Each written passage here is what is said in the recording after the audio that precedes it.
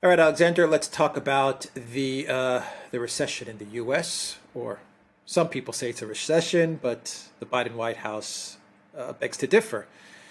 We used to know a recession as being two consecutive quarters with negative GDP. Apparently, that definition has changed and it's something else. They haven't really specified what exactly the new definition of a recession is, but okay, this is not a recession according to the Biden White House. This is a transition. Janet Yellen said, what we are seeing is a transition, and it is a transition to this green utopia. Biden, we should actually be very thankful because Biden is bringing us a green utopia, a green new world, and we just have to transition to it. It sounds nice, doesn't it? We're transitioning It to a sounds lovely. green new It world. sounds Anyway, lovely. You remember yeah, transitional? it sounds lovely, yeah. Yeah, I mean, do you remember transitional inflation? Inflation was going to be transitional. Now recessions are transitional too. We're still with the transitional inflation, but now we're also with the transitional recession.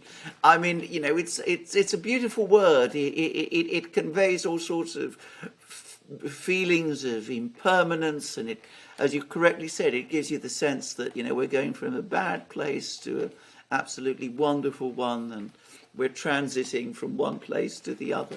Well, it's a recession. I mean, it's straightforwardly, it is a recession.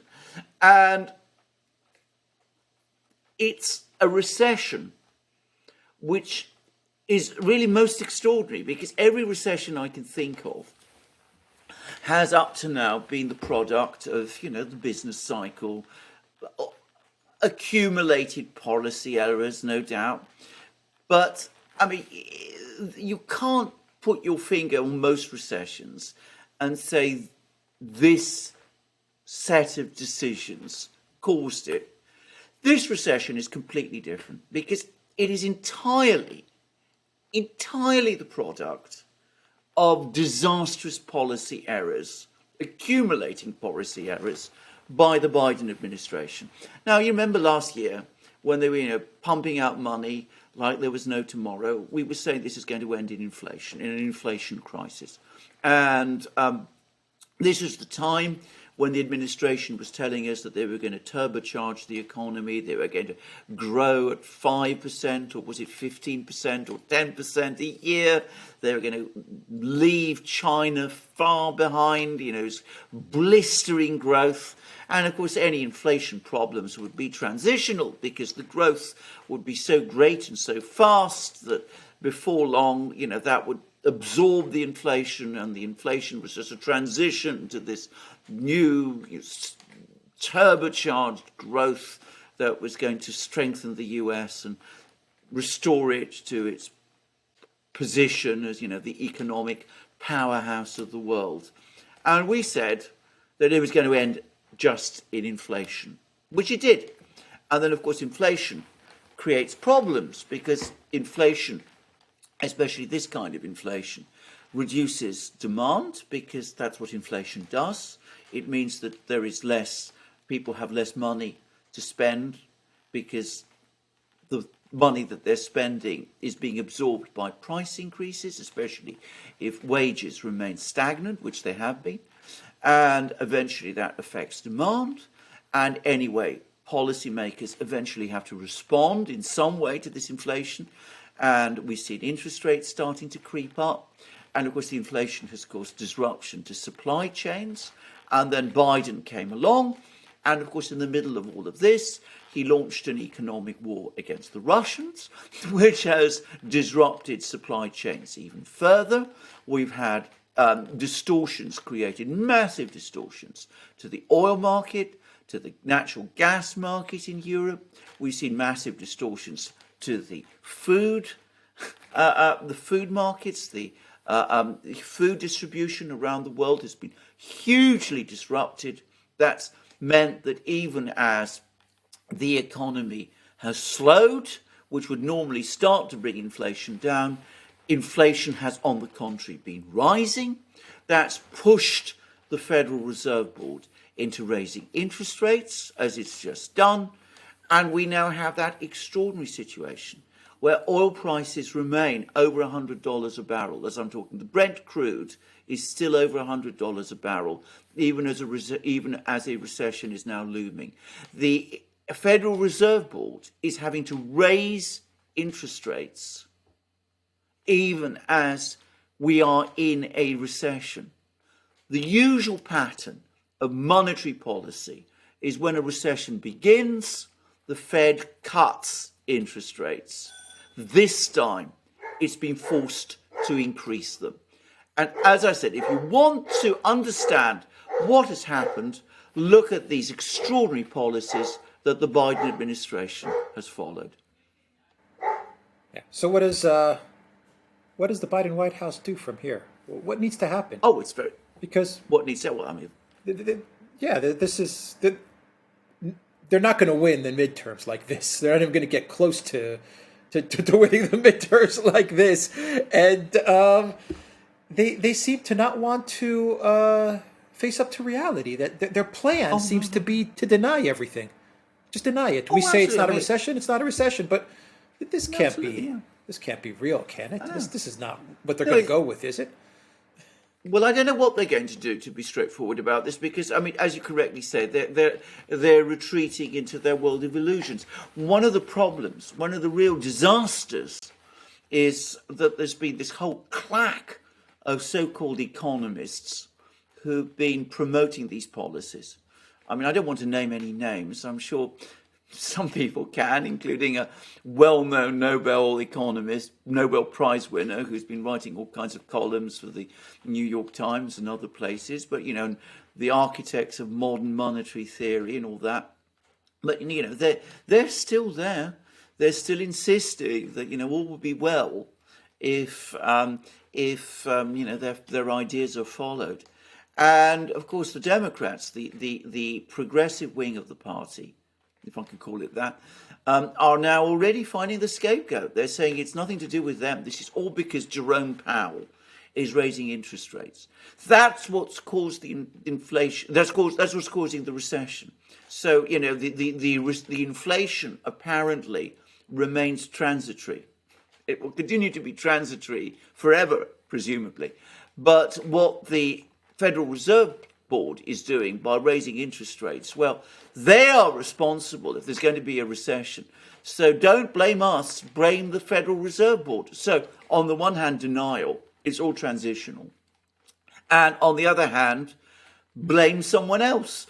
Blame the Fed, blame Jerome Powell, blame Vladimir Putin. Remember the Putin price hike? Blame all of those people. But the very last thing you should do is change your policies or admit you were wrong or take things in another direction. I mean, you might, for example, there's lots of things you could do. You could change your energy policies. You could, you know, reopen pipelines, which you've been closing, and do things like that. Or other better things you could do. You could roll back the sanctions. You could, as you correctly took the words out of my mouth, you could reverse your policies, you know, on the oil and gas sanctions. If nothing else, you could do that too. Of course, that would be an admission of mistakes. But, you know, you could, you know, sometimes we make mistakes. Everybody does. You could do that. Or you could start reining in federal spending and perhaps see your way towards tax cuts. I mean, that's what Donald Trump did. He sort of eventually, you know, managed to cut taxes, and everybody said it would be a disaster, and it actually turned out quite well. You could find all kinds of things you could do. But of course, you're not going to do any of those things, because if you do those things, that would be an admission of mistakes. It would mean a reversal of policies that you are completely committed to and have invested huge amounts in.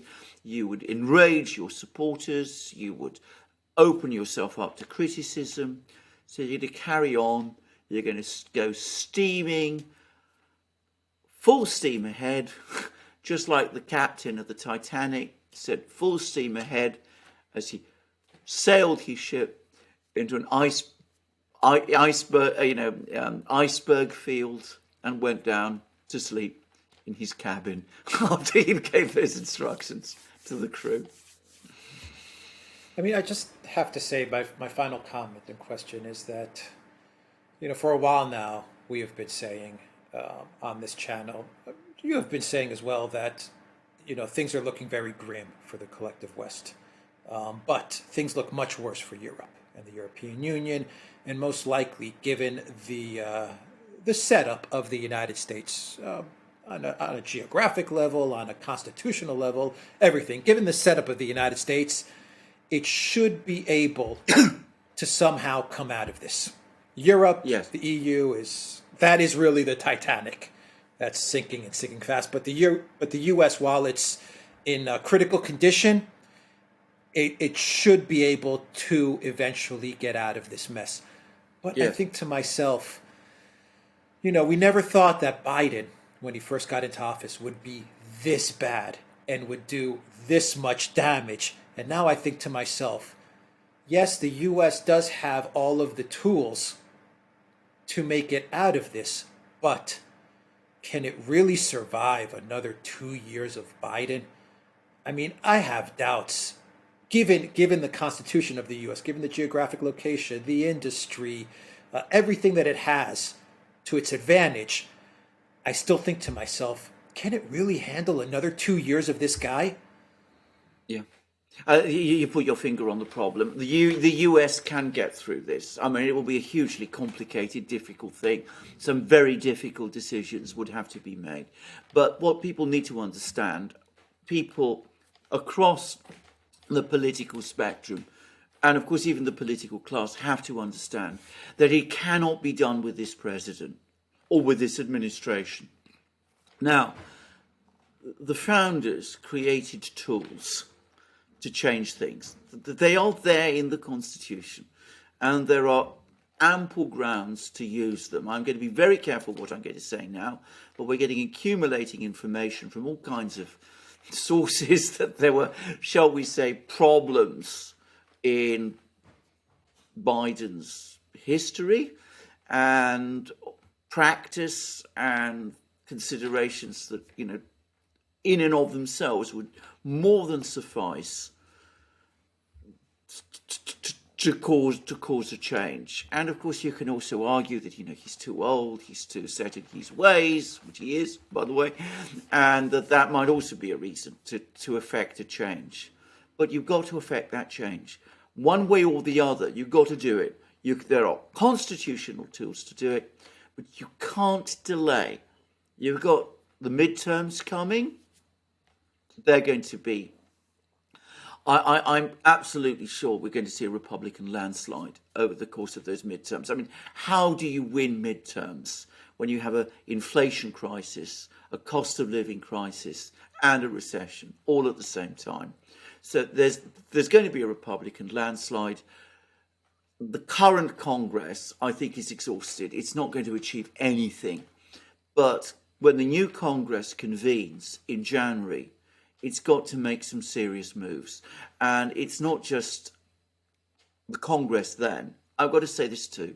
The Democratic Party, what's left of it, will have to make some very, very serious decisions as well, both for its own future, but also for the United States. If they have even a particle of, well, I'm not going to even talk about patriotism. I mean, self-interest, their self-interest is bound ultimately with a functioning United States.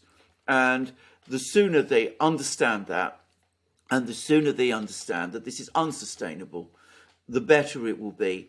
And it will mean that the party itself will have to make certain very important decisions over the next few weeks and months. You were saying about the Republicans as well. You said the Democrats. And the Republicans as well, absolutely. The decisions the Republicans have to make. The decisions both Republicans and Democrats have to make over the next couple of weeks. I mean, the Republicans have everything to gain, so it seems to me. The Democrats risk losing it all because, as you absolutely rightly say, this if we don't get things sorted soon, we could be past the point of no return. And all those people like Peter Schiff, Mitch Feinstein, all of those people could be saying that the United States is heading for the rocks unless things are done quickly. They will be proved right. I still think And there's time and space, but we're running out.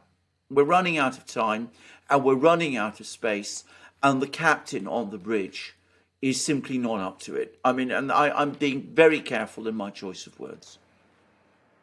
I worry about the Republicans gaining a majority, a supermajority, and still nothing happening because Absolutely. you still have two types of Republican parties. You're going to have the America First Republicans who are going to want to affect that change and who are going to want to steer the ship in the right direction. But you have a whole nother type of Republican who are in lockstep with the Democrats and who are going to want to continue the wars, continue the spending, continue all that stuff. I completely agree, and that is a major problem. That is a major crisis, because I'm going to say something else, which is even worse. I get the sense, the very strong sense, that let's call them the establishment Republicans. You know, you can call them stronger things. You can call them rhinos if you like, but I'm going to call them the establishment Republicans. Their enemy, the enemy that they really hate, is not the Democrats. It's not the Biden administration. It's not Joe Biden himself. It's the MAGA wing of the Republican Party. And they have much more in common with the administration and with the Democrats than they do with the radical populist wing of their own party. And rather than see it win, they will side with the establishment of the Democratic Party, shield the administration in order to protect themselves and their own position within the Republican Party. Now, if that happens, it will be a catastrophe. It'll be a catastrophe for the United States, first and foremost, but for the Republican Party too. Yeah. All right. We'll leave it there. The Duran.locals.com. Look for us on Odyssey, Rumble, BitChute, and Telegram as well. And go to the Duran shop, 10% off. Use the code GOODDAY. Take care.